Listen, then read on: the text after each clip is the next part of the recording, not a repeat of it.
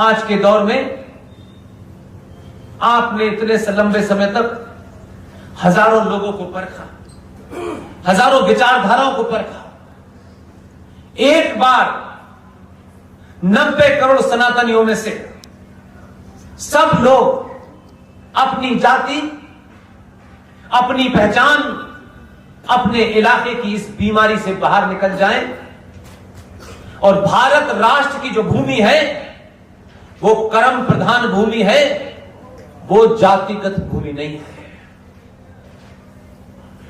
और जातियों के बारे में जो मिस इंटरप्रिटेशन किया गया, जो अंग्रेजों ने पहला सेंसस जाति के नाम पे करवाया गया, जिसकी आजकल कुछ लोगों को चिंता है कि ये सनातनी समाज इकट्ठा हो रहा है, तो कुछ लोग बड़ी तेजी से करें ये जातिगत जनसंख्या क्यों नहीं हो रही? जनगणना हमारी इसी पे होनी चाहिए, क्योंकि उनकी बनी बनाई कुर्सियां खिसक रही हैं। हमारे समाज में जाति व्यवस्था थी, सामाजिक व्यवस्था थी, कोई मजहबी व्यवस्था नहीं थी कि ब्राह्मण मां के पेट से ब्राह्मण पैदा होगा, ये नहीं था। हमारे यहां कर्म को हमेशा तरजीह दी गई, हमको गलत तरीके से बताया गया, हमने अपने बच्चों को गलत तरीके से समझाया गया। आज भी हमारे समाज में दो ब्राह्मण हैं, भगवान परशुराम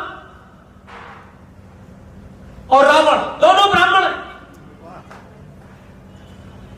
रावण अपने कर्म के कारण चौराहे पे जलाया जाता है और परशुराम अपने कर्म के कारण मंदिर में पूजे जाते हैं।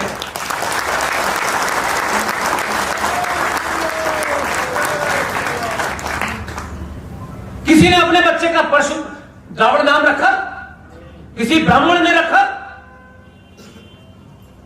इसलिए जो यादव, दलित, बनिया जो भी भारत की सेना में चला गया वो क्षत्रिय हो गया, बस। कोई पूछता है कि बाटा जो जूते बनाता है उसकी जाति क्या है? कोई पूछता है? सारे बनिए व्यापारी करते क्या ऐसा है? सारे डॉक्टर जो है उनकी कोई जाति है? आप सफेद कोट पहनने वाले डॉक्टर के पास जाते हैं, उससे पूछते हैं आप बताओ पहले आप ब्राह्मण हो कि नहीं? उस वक्त आप कहते हैं कि ये डिग्री आपके पास है, आप ही मुझे बचा सकते हैं, इसलिए ना आप उसकी जाति पूछते, ना उसका कोई गोत्र पूछते। इसलिए भारत में जातियां एक सामाजिक व्यवस्था थी, मजहबी व्यवस्था नहीं थी।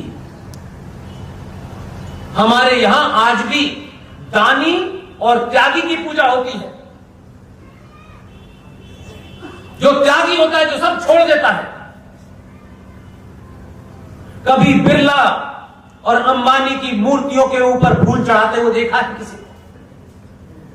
कभी देखा है उनकी मूर्तियों के सामने से लोग निकलते हैं और सर झुका लेते हो? नहीं। लेकिन याद कीजिएगा, जाने अनजाने में आप सड़कों पे चलते हैं, कहीं टूटा मंदिर भी दिख जाता है तो भी सर हम ऐसा कर लेते हैं।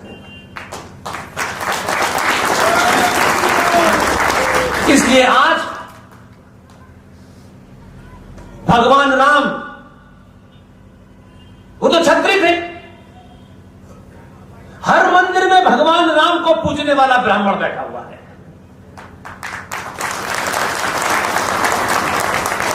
भगवान राम क्षत्रिय थे, किसी ने पूछा नहीं, जंगल से जा रहे थे।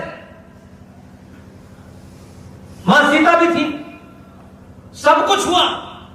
लेकिन ये कथाकार जो इस देश में फ्रॉड हैं, करोड़ों रुपए लेते हैं मेरी भोली भाली माओ बहनों को, जो ये समझती हैं यहां से हमें ज्ञान प्राप्त होगा, कुछ राम कथा के बारे में बताएंगे, लेकिन वो राम कथा करते करते मौला भी आता है और उसमें अली साहब भी आ जाते हैं।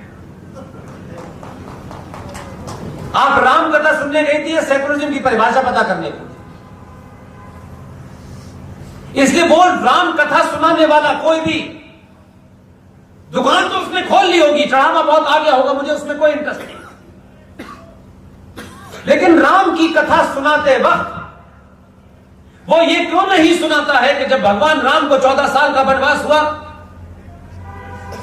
तो उन्होंने अपनी मां का कहना माना, लेकिन जब वो जंग निकले तो ऐसा नहीं था कि उन्होंने कहा कि एरिस्टोक्रेट का सूटकेस लाओ, कुछ मुझे इसमें पैंट टाई कोट रखने हैं। उस सीन को देख करके भारतीय समाज को समझ में आना चाहिए कि भगवान राम को जब वनवास हुआ तो रास्ते में हजारों बड़े बड़े राजा महाराजा थे जो सब जानते थे कि किसका ये पुत्र है, उनसे मदद नहीं मांगी। भगवान राम ने वो आदर्श रखा। लेकिन भगवान राम भी जब जंगल के लिए चले तो सब कुछ नजर नहीं आया, सिर्फ एक ही चीज नजर आई कि उनके पास धनुष बाण था। वो जानते थे कि रास्ते में ये जिहादी मिलेंगे, ये आताताई मिलेंगे, ये अधर्मी मिलेंगे। उन अधर्मियों के नाश का सिर्फ मंत्रों के उच्चारण से नहीं नाश होगा, उसका नाश धनुष बाण से ही किया जा सकता है। भगवान राम ने जब ये किया तो मैं और आप कौन है जो ये कहने वाले हैं कि नहीं, हमें शास्त्र पढ़ने चाहिए, शस्त्र नहीं रखने चाहिए। हमने शास्त्र पढ़े नहीं और शास्त्रों का साथ छोड़ दिया, इसलिए हर चोर उठाई गिरा आपको चौराहे पे मार रहा है, काट रहा है, बंगाल में मार रहा है, कश्मीर में मार रहा है, संभल में मार रहा है, मुरादाबाद में मार रहा है, और आप कहते हैं नहीं। उस नहीं के कारण सारी मिसालें हमारी माओ को ऐसी दी गई। वो बेचारी एक भावुक तरीके से सुनती है कथाएं, और अपने पराये की बात आजकल बहुत हो रही है। वो अपने हैं, वो पराये हैं। भगवान कृष्ण ने जब अर्जुन से कहा तू युद्ध कर, तब भी अर्जुन के हाथ डगमगा रहे थे, नहीं लड़ने के लिए तैयार थे। भगवान कृष्ण ने उस वक्त भी कहा ये तेरे अपने हैं या नहीं है ये महत्व नहीं है, लेकिन ये अधर्म के साथ खड़े हैं, इसलिए बाण उठा और उनका नाश कर। इसलिए अपने हैं, इसलिए कभी कभी उनका भी नाश करना पड़ता है, क्योंकि आपको राष्ट्र बचाना है, किसी का राज्य नहीं बचाना। लिहाजा जो सबसे बड़ी चुनौती पूरे देश में है वो आपके यहां भी है,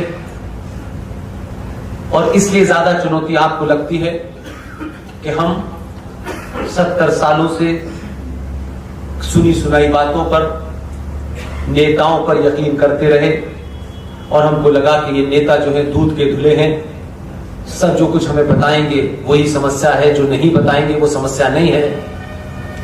ऐसे नेताओं को जिताइए, अगर मजबूरी भी है, लेकिन दोबारा उन्हें बैठने मत दीजिए। गली गली मोहल्ले मोहल्ले वो कितने भी किस्से सुनाए आपको, उससे कहिए कि इस पे क्या कर रहे हो। अपने स्वार्थ के लिए नेताओं से मिलने मत जाइए। अपनी सामूहिक शक्ति को इतना ताकतवर बनाइए कि नेता जीतने के बाद भी समझ जाए कि इनकी चौखट पे नाक नहीं रगड़ूंगा तब तक जिंदा नहीं रहूंगा। आप उल्टा चल रहे हैं, आप सरकारों की चौखट पे सर रगड़ रहे हैं। इस सरकार को जिताया, उस सरकार को जिताया, इसने काम नहीं किया, उसने काम नहीं किया। आप कहते जाओ जिसको जो जाना है। अगर भीड़ भी है 90 करोड़ तो 50 करोड़ सामूहिक तौर पे एक हो जाएं और कहें कि जब तक ये नहीं होगा, शपथ लेते ही, तो ये हम तुम्हें एक दिन बैठने नहीं देंगे। इस सामूहिक शक्ति के सामने सरकारों को झुकाने की ताकत जिस दिन पैदा हो जाएगी, तो भारत की संसद में जो जघन्य अपराध 1990 को हुआ है, 1991 को हुआ है, उस 1993 को हुआ है, 95 को हुआ है, 2013 में हुआ है, वो सब समाप्त होंगे। तो पहले आपको जानना जरूरी है कि आप किन मुद्दों की लड़ाई लड़ रहे हैं। आप टुकड़ों में लड़ाई लड़ रहे हैं, हजारों साल लग जाएंगे। एक बार सामूहिक तौर पर उन मुद्दों के प्रति आपकी निष्ठा हो और ये सोचे कि ये मेरा तेरा नहीं है। आफत अगर आएगी तो ये पूछ के नहीं आएगी कि ये वाला हिंदू सेकुलर था, ये वामपंथी था और ये पला था और ये ढिमाका था। सब मारे जाएंगे। जम्मू कश्मीर में कश्यप ऋषि के वंशज कश्मीरी हिंदू पंडितों के साथ जो हुआ, उसमें से जिन साहब का मैं नाम लेता हूं, 3 दिन पहले उनकी पत्नी की डेथ हुई है। हमने कोई पोस्ट देखी, कोई ट्वीट देखा कि उसकी पत्नी की नेचुरल डेथ हुई है? हम भी कभी नहीं मिले। क्या हम सबसे मिलते हैं तभी लिखते हैं? कोई हीरोइन कमेंट कर देती है तो आप ऐसे लिखते हैं जैसे रोज मिल के आए हैं। अपने लोगों को नहीं पहचानते हैं, इसलिए आपके अंदर से लोग बहादुर बनना नहीं चाहते हैं। टीकालाल टपलू कश्मीर का विद्वान, कश्मीरी हिंदू पंडितों के सबसे विद्वान लोगों में से एक थे। उनका बेटा जीवित है। टीकालाल टपलू को उनके घर से उठा करके जब जिहादियों ने सड़क पर लाया, उनके बेटे के सामने, यह 90 की कहानी है, यह औरंगजेब बाबर के जमाने की कहानी नहीं है, यह तथाकथित आजाद भारत की कहानी है। बाहर लाया, उनकी आंखों में चाकू डाल करके दोनों आंखें निकाली और उनके बेटे के हाथ में दे दी और फिर गोली मारी उनको। उनकी डेथ हो गई। 2 दिन के बाद पड़ोसियों ने उनके घर जा गए। घर को देखा तो आपको ताज्जुब होगा। टीकालाल टपलू साहब जहां बैठे हुए थे, उस मेज पर कुरान मजीद रखा हुआ था अरबी में, उसको कश्मीरी में ट्रांसलेट कर रहे थे। वो सेक्युलरिज्म उन्हें बचा नहीं पाया। इसलिए आप इस चक्कर में न रहें कि आपके सेकुलर बनने से वो अपनी फिलॉसफी से इधर उधर हो जाएंगे। वो जानते हैं कि कहां कहां हमला करना है, किस तरह करना है। वो ये भी जानते हैं कि उनकी इतनी ताकत नहीं है इस भारत के अंदर, क्योंकि ये डिवीजन के वक्त बोला हुआ वाक्य है, इसलिए कह रहा हूं। पार्टीशन के वक्त यह कहा गया 90% हिंदुओं के बीच में अगर आपका संविधान हमको कुछ रिहाई भी दे देगा तो भी क्या गारंटी है कि हिंदू हमारे ऊपर अत्याचार ना करे।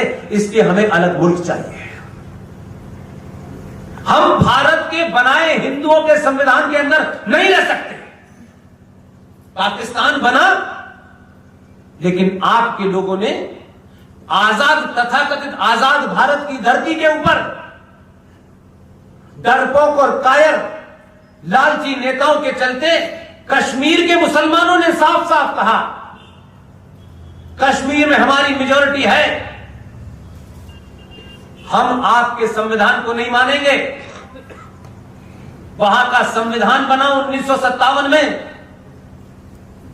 भारत की संसद वहां लागू नहीं हो सकती थी। भारत की सुप्रीम कोर्ट वहां लागू नहीं होती थी। वहां की जो विधानसभा थी वो 6 साल की थी। वहां सदर रियासत कहलाता था, वहां प्रधानमंत्री कहलाता था 1958 तक। या नहीं, अभी हमने 47 में जिन बुनियादों पे भारत का भूभाग उस पॉपुलेशन से ज्यादा दिया, ईस्ट में भी दिया, वेस्ट में भी दिया, 7 साल के बाद आपके दलाल नेताओं ने भारत की धरती के ऊपर एक पाकिस्तान संवैधानिक तौर पर बसा दिया। और उसको आपको खत्म करने के लिए 70 साल के बाद एक सरकार लाई गई। उस सरकार ने फिर हटाया। इसके बाद जाकर के आगे का रास्ता खुला। क्या हम इतिहास में की हुई ऐसी हजारों गलतियों के लिए सरकार कितने सालों तक लाएंगे? क्या ऐसा नहीं हो सकता है कि इस सिलसिले को हम 15 साल के लिए मोरेटोरियम कर दें, कि हम 15 साल तक इस देश में ऐसे ही लोग चुनेंगे और सिर्फ उनसे एक ही बात कहेंगे कि जो भारत राष्ट्र के खतरे में है, जब तक वो काम नहीं करोगे हम तुम्हारी कोई बात सुनने नहीं जाएंगे। हम कोई धरना प्रदर्शन बेरोजगारी और प्याज के भाव पे नहीं देंगे। हम धरना देंगे तो इस बात के लिए देंगे कि इस देश के अंदर कैसे प्लेसेस ऑफ वर्शिप एक्ट 1991 बना करके मेरे पुरखों के 30,000 40,000 मंदिरों के ऊपर भारत की सरकार ने एक कानून बना दिया और कहा कि ये जो काशी है, ये जो मथुरा है और जो 40,000 मंदिरों को आतताई जिहादियों ने तोड़े हैं, उन मंदिरों की यथास्थिति 15 अगस्त 1947 को जो थी वो एज इट इज रहेगी, उसमें कोई बदलाव नहीं होगा और आपको सुप्रीम कोर्ट जाने का भी अधिकार नहीं है। ये कानून 1991 में बना। इस देश के कोई लोग बोले नहीं बोले आप?